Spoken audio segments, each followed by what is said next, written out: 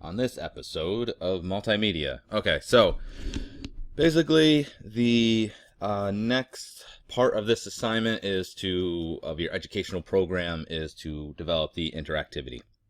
One thing I just want to cover is audio. We haven't really done anything with that yet. I'm just gonna real quickly kind of go over it. There's basically two ways in that audio is used in film and television and gaming and entertainment in general, we'll say. You have the soundtrack, which is the musical score that's behind whatever's happening. And generally that represents the emotion, right? Or the atmosphere of what, of just the scene, or, if you're playing a video game, like like I said, it creates the atmosphere. So like if you're in a jungle or if it's an action scene, it'll be like real, choppy and real fast. But if it's like a real kind of serene landscape, it might be kind of like a little more floaty and light. Depending on what you're doing, it might change. And actually, oftentimes in video games, they actually make it so that while you're playing it, whenever the action starts to pick up, it will automatically know and change the music or adjust the music to represent that.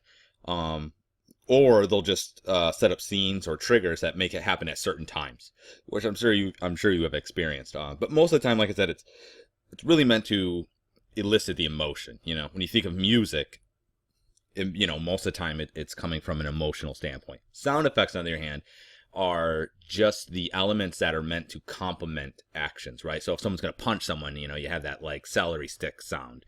If there's a flamethrower, right, you're going to hear that crackling. Those sort of things, and they give the physical action more oomph. Okay, in a way, both of these should be present and felt, but not noticed. If you're noticing the sound effects, then they're too much. But if they're not there, you will notice it. So you want to make sure that you utilize those effectively. I just made a video tutorial on basically how to make just the music and how to just apply audio to clicking of a button. Okay, so that's this one here. It's pretty quick.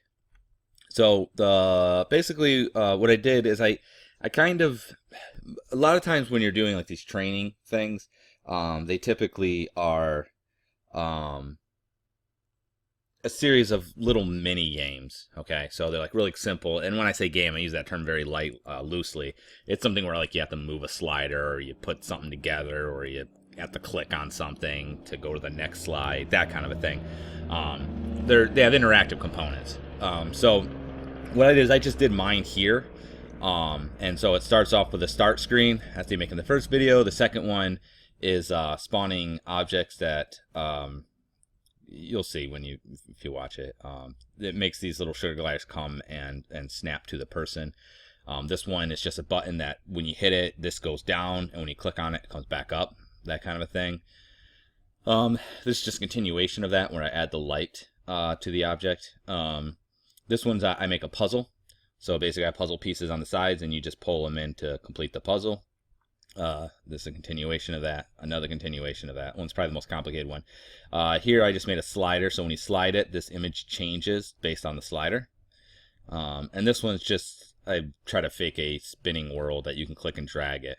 It's pretty easy. And then this last one is the quiz. So, or this last two are the quiz. So basically we just make these questions based on the text that was up there. And at the end it gives you a score. Okay. So what I want you to do for your next assignment basically is this. I want you to have at least like 2 mini games. They can be, like I said, they can be extremely simple. They don't have to be what I did up here. You can use what I did, or you can come up with your own. And then at the end there should be a quiz of some sort that gives you your grade. So you're definitely going to want to do at least this part of the tutorial and the start screen part. Okay, and then the stuff in between can be different. You don't have to use what I did. You can use something else. Okay, and just have that done for next week. And then after next week, what we're gonna do is we'll start actually making games. We're gonna make a series of we're gonna make a new game every week, basically. So we'll do like a 2D platform game. We'll do like a shooter game, things like that. That'll be a little bit more fun than doing this kind of boring stuff. So start thinking about a type of simple 2D game, because basically the rest of this semester is going to be making a 2D game and then a 3D game. So think about what kind of game you want to make. Like, think of something really simple though. All right, and that's it. So good luck, and we'll see you around.